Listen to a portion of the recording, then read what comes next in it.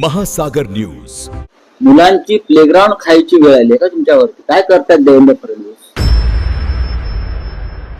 आज तुम्ही मुलांचे प्लेग्राऊंड म्हणजे खेळायची आणि मनोरंजनासाठी राखीव ठेवलेल्या जागा घेताय.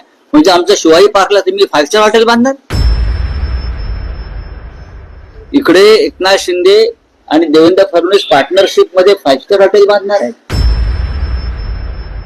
प्रधानमंत्र्यांचं न खाऊंगा ना खाणे दूंगा हे धोरण महाराष्ट्रात लागू नाही असं दिसतंय.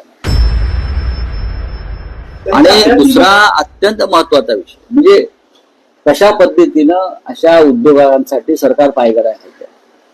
एकनाथ शिंदे डेप्युटी सीएम बरं का, यांनी जे नवीन धोरण काय इंटिग्रेटेड स्पोर्ट्स पॉलिसीच्या नावाखाली मुंबईसह महाराष्ट्रातली प्लेग्राऊंड मुलांना खेळण्यासाठी जे प्लेग्राऊंड आहेत त्या प्लेग्राऊंड मध्ये 30 ते 40% जागा बिल्डरांना देणार.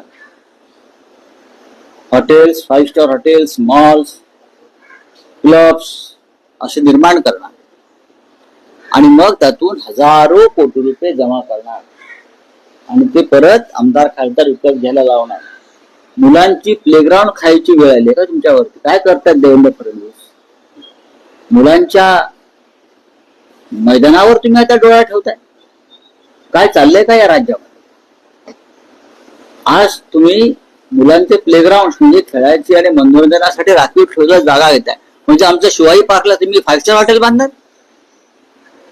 राज ठाकरेंच्या घरासमोर, वीर सावरकरांच्या स्मारकासमोर, बाळासाहेब ठाकरेंच्या स्मारकासमोर, जिथे संयुक्त महाराष्ट्राचं मूर्तमेढ रोवली त्या शिवतीर्थावरती सुद्धा प्लेग्राऊंडच आहे म्हटलं तर. मग तुम्ही एकनाथ शिंदे तिकडल्या 30% जागेवरती कोणत्या 5 स्टारच्या मालकाला कोण त्यांच्या तो ठाण्यातला आहे ना एक बिल्डर कोणते त्यांचा पार्टनर काय त्याचं नाव अशर लोढा यांना तुम्ही शिवतीर्थावरती 30% जागा 5 स्टार हॉटेल देणार आहेत?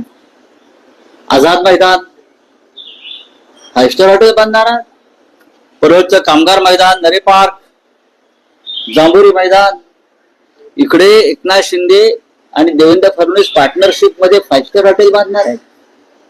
कुपरेज मैदान,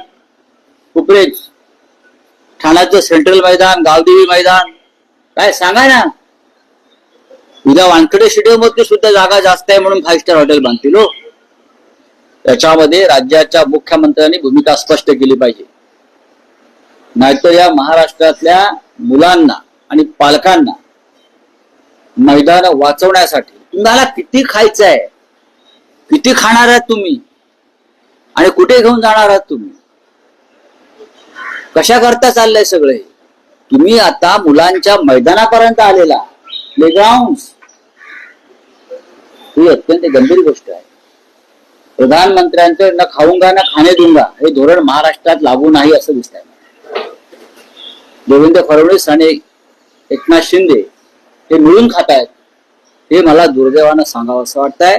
जे सुरजागडच्या खाणी संदर्भात मी आता बोललो तेच मी इथे बोलतोय. ही कसली पॉलिसी आहे, कसलं धोरण आहे?